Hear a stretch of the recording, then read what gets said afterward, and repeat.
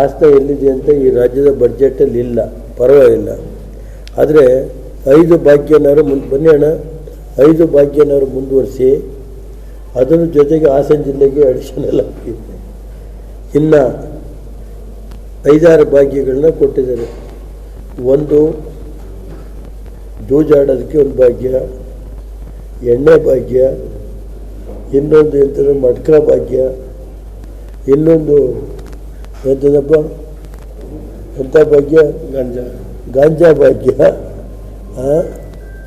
ಆಮೇಲೆ ಇದು ಎಂಥದಪ್ಪ ಇಸ್ಪೀಟು ಆಡೋದು ಅಂದ್ರೇನು, ಜೂಜ್, ಅದಕ್ಕೂ ಜೂಜ್ ಭಾಗ್ಯ. ನಮ್ಮ ಜಿಲ್ಲೆಗೆ ವಿಶೇಷವಾಗಿ ಈ ಭಾಗ್ಯಗಳನ್ನ ಅಡಿಷನಲ್ ಆಗಿ ಸೇರಿಸಿದ್ದಾರೆ. ಅದಕ್ಕೆ ನಮ್ಮ ಜಿಲ್ಲೆ ಜನ ರಾಜ್ಯ ಸರ್ಕಾರಕ್ಕೆ ಕೃತಜ್ಞತೆ ಸಲ್ಲಿಸಬೇಕಾಗುತ್ತೆ. ಸರ್, ಜಿಲ್ಲೆ ಜನ ಏಕೆಂದರೆ ಬಡವರು ಯಾರ್ಯಾರು ಗೌರವಸ್ಥ ಕುಟುಂಬ ಬದುಕೋಕ್ಕಾಗ್ತಾ ಇಲ್ಲ ಜಿಲ್ಲೆ ಒಳಗೆ. ಈ ಭಾಗ್ಯಗಳನ್ನ ಕೊಟ್ಟಿರೋದ್ರಿಂದ ನಾವು ಸರ್ಕಾರಕ್ಕೆ ಒಂದು ಕೃತಜ್ಞತೆಯನ್ನು ಸಲ್ಲಿಸಬೇಕಾಗುತ್ತೆ. ಇಷ್ಟು ಮತ್ತು ಇದಲ್ದಲೇ ಇವತ್ತು ನಾನು ಹೇಳೋದು, ಕೆಲವನ್ನ ನಿಯಮಗಳನ್ನು ಗಾಳಿ ತೂರಿ ಜಿಲ್ಲಾ ಪಂಚಾಯತಿನಲ್ಲಿ, ತಾಲೂಕು ಪಂಚಾಯತ್ ಸಮಿತಿಗಳಲ್ಲಿ ಲಕ್ಷಾಂತರ ರೂಪಾಯಿ ಟೆಂಡರ್ಗಳನ್ನ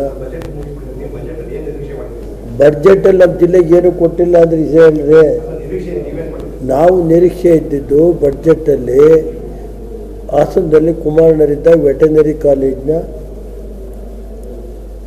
ಕೊಟ್ಟಿದ್ದನ್ನು ಹಿಂದಿನ ಸರ್ಕಾರ ತೆಗೆದಿದ್ದನ್ನ ಈ ಸರ್ಕಾರದವರು ಕೊಡ್ತಾರೆ ಅಂತ ಮಾಡ್ಕೊಂಡಿದ್ದೆ. ತೋಟಗಾರಿಕೆ ಕಾಲೇಜು 450 ಎಕರೆ 500 ಎಕರೆ ಜಮೀನು ಐತಲ್ಲಿ, ಅದನ್ನು ಕೊಡ್ತಾರೆ ಅನ್ನೋ ಒಂದು ಇದಿತ್ತು. ಮತ್ತು ಅದಲ್ಲದೆ ಜಿಲ್ಲೆಗೆ ಈ ಫ್ಲೈಓವರ್ ಇತ್ತಲ್ಲ, ಅದಕ್ಕೊಂದು ದುಡ್ಡು ಕೊಡಬೇಕಲ್ಲ ಕೇಂದ್ರ ಸರ್ಕಾರಕ್ಕೆ, ಅದು ಕೊಡ್ತಾರೆ ಅನ್ನೋದಿತ್ತು ನಮ್ಮ MLA ಸಾಹೇಬರಿಗೆ. ಅದು ಮತ್ತು ಅದಲ್ಲದೆ ಹಾಸನ ಜಿಲ್ಲೆಗೆ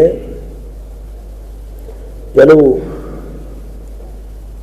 ಜಿಲ್ಲೆಯ ಕೇಂದ್ರ ಇವತ್ತು ಸರ್ ಜಿಲ್ಲಾ ಕೇಂದ್ರದ DC ಇದು ನಾವಿದ್ದ 10 ಕೋಟಿ ಕೊಡಿಸಿದ್ದೆ.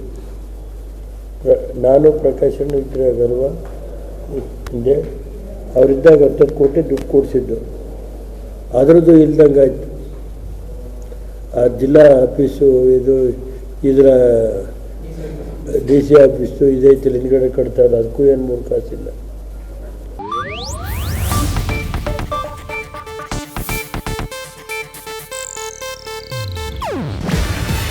ಇದು ಏಷ್ಯಾನೆಟ್ ನ್ಯೂಸ್ ನೆಟ್ವರ್ಕ್ ಪ್ರಸ್ತುತಿ.